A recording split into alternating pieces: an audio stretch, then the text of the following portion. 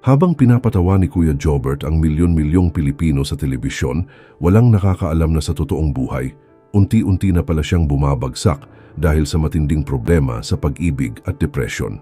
Nalulong siya sa ilegal na droga bilang paraan umano para takasan ang sakit at bigat ng kanyang pinagdadaanan. Ngunit habang tumatagal, lalo lamang lumalala ang kanyang sitwasyon hanggang sa dumating sa punto na halos hindi na siya natutulog at unti-unti nang naaapektuhan ang kanyang pag-iisip. Hanggang isang gabi noong 2014, ikinagulat ng publiko nang kumalat ang balita na nagtangka umano siyang tumalon mula sa isang hotel sa Quezon City matapos magkaroon ng matinding emotional at mental breakdown. Meron nga kaninang tatlo ron habang paano ko Kaya umakyat ako kasi puntaan niya na sa kwarto. Narinig ko sa telepono, akyatin niyo na yan. Akit na sila. Si Jobert Austria, mas kilala bilang si Kuya Jobert, ay isinilang noong Oktubre 17, 1977. Dumaan siya sa matinding hirap ng buhay sa Maynila. Hindi naging madali ang kanyang sitwasyon noon dahil dumating sa punto na wala silang permanenteng matirhan, kaya napilitan silang manirahan sa loob ng isang jeepney kasama ang kanyang anak. Doon sila natutulog at nagpapalipas ng gabi habang pilit niyang hinahanap ang paraan para maitawid ang bawat araw. Pero bago tayo magpatuloy, huwag kalimutang i-like ang video na ito dahil napakalaking bagay na ito sa amin. Maraming salamat po. Mas lalo pang bumigat ang kanyang sitwasyon nang tamaan ng bagyong Ondoy ang Pilipinas noong 2009 at mawala ang jeepney na nagsilbi nilang tahanan. Sa mga panahong iyon, ramdam na ramdam ni Jobert ang pagiging walang-wala at unti-unti siyang kinakain ng stress at problema. Tingnan ako sa jeep, umiiyak ako, lasing ako, minumura ko yung Diyos. Sabi ko sa kanya, literal to PI ka kung Diyos ka, patayin mo na ako. Ano silbi ng buhay ko? Kasama ko yung anak ko dun. Noong 2008, nagsimulang makilala si Kuya Jobert matapos mag-viral ang kanyang mga comedy videos sa YouTube at social media dahil sa kanyang natural na pagpapatawa at kakaibang personality. Mula sa pagiging simpleng DJ, entertainer at komedyante sa iba't ibang raket, unti-unti siyang napansin ng mas maraming tao hanggang sa tuluyang mabuksan ang oportunidad para sa kanya sa telebisyon. Dahil sa kanyang unique na humor at relatable na ugali, nabigyan siya ng pagkakataong makapasok sa ABS-CBN at naging bahagi ng mga sikat na comedy shows tulad ng Banana Sunday, Toda Max at iba pang programa. Unti-unting sumikat ang pangalang Kuya Jobert at marami ang natuwa sa kanyang mga iconic na banat at expressions na naging trademark niya sa telebisyon. Mula sa isang lalaking minsang tumira sa jeepney, unti-unti niyang narating ang pangarap na makaahon sa hirap at maging isa sa pinakakilalang komedyante. Hoy! Sino siga rito? Ha? Mga sira! Ikaw! Ano ka rito? Ano ba siga rito?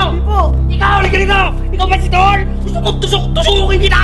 Habang lalong sumisikat si Kuya Jobert sa telebisyon, unti-unti naman pala siyang nilalamon ng depresyon at matinding problema sa buhay. Isa sa pinakamalaking nakaapekto sa kanya noon ay ang paglayo ng kanyang girlfriend sa Canada. Sa kabila ng kasikatan at pagpapatawa niya sa publiko, nakakaranas na pala siya ng matinding lungkot at emotional struggles na hindi nakikita ng mga tao.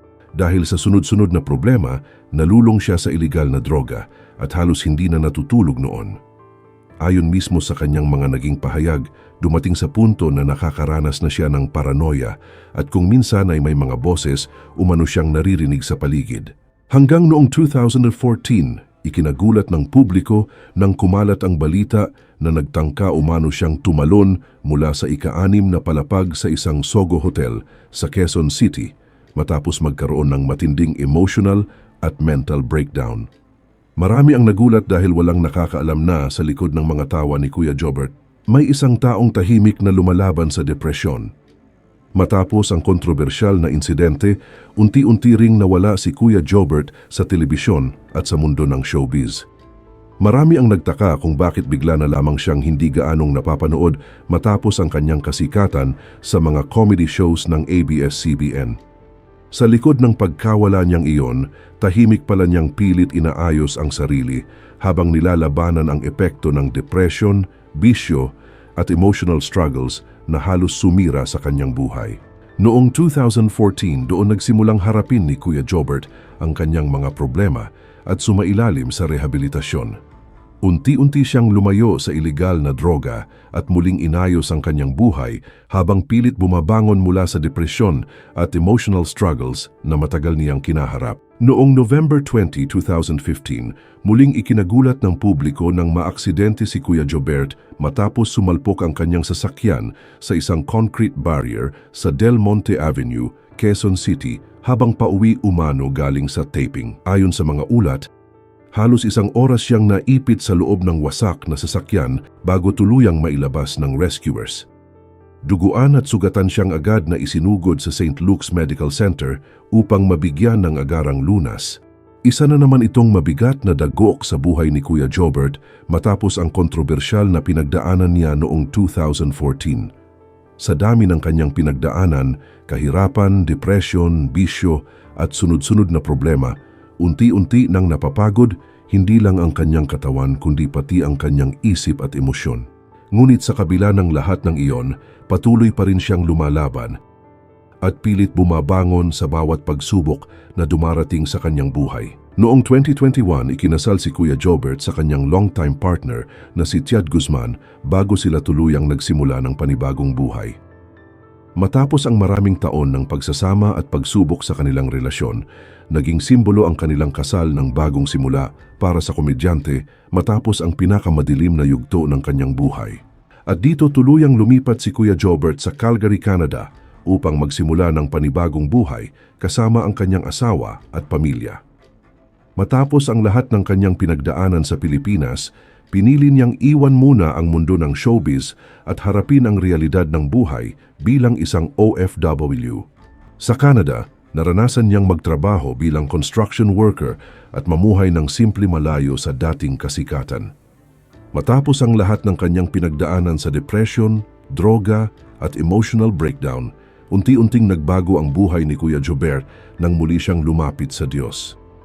Mula sa isang lalaking minsang halos sumuko sa buhay, nagsimula siyang magbahagi ng mga testimony at mensahe tungkol sa pananampalataya, pagbabago at pangalawang pagkakataon.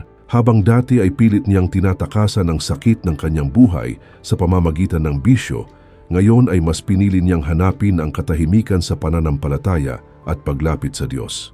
Ayon mismo kay Kuya Jobert, dumating ang punto na napagod na siya sa dating buhay na puno ng takot, lungkot at pagkasira ng sarili.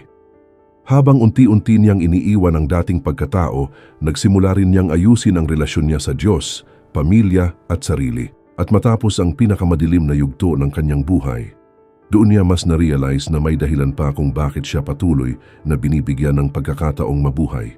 Ngayon taong 2026, mas tahimik at payapa na ang buhay ni Kuya Jobert sa Canada kasama ang kanyang pamilya. Malayo na siya sa dating bisyo, depresyon at magulong buhay na minsang halos sumira sa kanya. Patuloy pa rin siyang gumagawa ng content at paminsan-minsang nagpapatawa sa comedy events para sa mga Pilipino abroad, pero mas priority na niya ngayon ang pamilya at peace of mind kaysa sa kasikatan. Ang kwento ni Kuya Jobert ay paalala na hindi hadlang ang pagkakamali para magkaroon ng pangalawang pagkakataon sa buhay. Dahil minsan, ang mga taong pinakamalakas magpatawa, sila rin pala ang may pinakamabigat na pinagdadaanan. Ikaw, sa tingin mo tama ba ang naging desisyon ni Kuya Jobert na iwan ang showbiz at piliing manirahan na lang sa Canada para sa mas tahimik na buhay kasama ang kanyang pamilya? I-comment mo ang iyong sagot. At kapag nagustuhan niyo naman ang videong to, huwag kalimutan mag-comment, like at subscribe sa channel. Maraming salamat po sa inyong panonood.